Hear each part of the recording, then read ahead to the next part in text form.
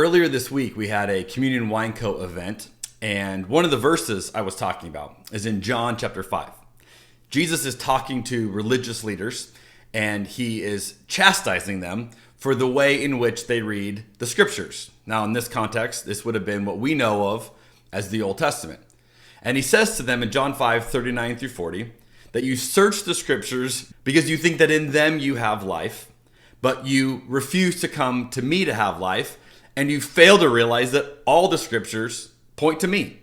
These are two huge claims that he's making here, that you're not going to find life in the scriptures because life is found in Jesus, and the scriptures point us to Jesus. Now, as I was talking about this passage and how this passage has really revolutionized the way that I read the Bible, I was encouraging everyone to read all of the Bible like that. And anytime you get to something weird, bring it to this filter and try to make it point to Jesus. Now, someone asked a question on the spot that was such a good question, I thought I'd share it with you. The question was, there's a passage I've been wrestling with in the Gospel of Mark.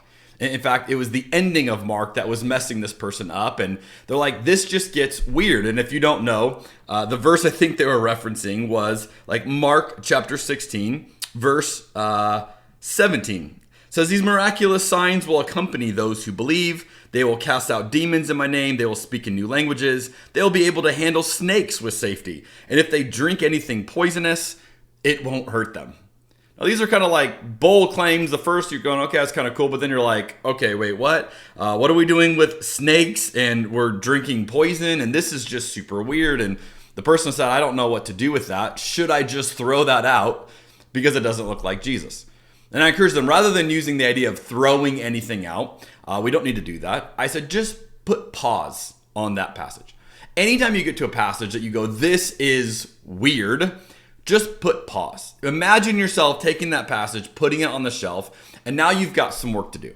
You need to go figure out, how do you make sense of that passage? In particular, how do you point that passage to Jesus as Jesus instructs us to do with all of Scripture?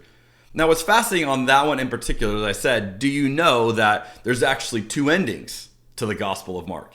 And in fact, most scholars don't even think that the text that he just said is actually written by Mark at all. In fact, the way that Mark ends, the shorter version of Mark, or the shorter ending of Mark, ends in verse 8. And depending on which Bible version you have, it may even notate this. It says, the women fled from the tomb, trembling and bewildered, and they said nothing to anyone because they were too frightened. The end. And you can imagine why the early, scribes copying this over were like, that's a bad ending. It sounds like everyone was terrified. No one talked about Jesus. We can't let Mark end like this. So they added a whole bunch of things. So you get to what's called the longer ending of Mark, where they start adding these verses on and they try to smooth it all over. And it almost feels like a bit too smooth, almost like a Hallmark ending to this gospel. But I don't think that's where Mark actually ended the gospel. I think he ended it on verse 8 abruptly. And the reason why is I think Mark is inviting us to finish the gospel. So he leaves it almost with this cliffhanger where you're going, what now? Who, if they didn't tell, who's going to tell this story? And then you would feel some ownership. It's an artistic way of drawing the reader in to complete the gospel of Mark. And so I want to encourage you, when you think through passages of the Bible that are weird, that are bizarre, that are hard, push pause. Figure out, go back to John 5, how do I point this passage to Jesus? And leave it paused until you have a way of making sense of this.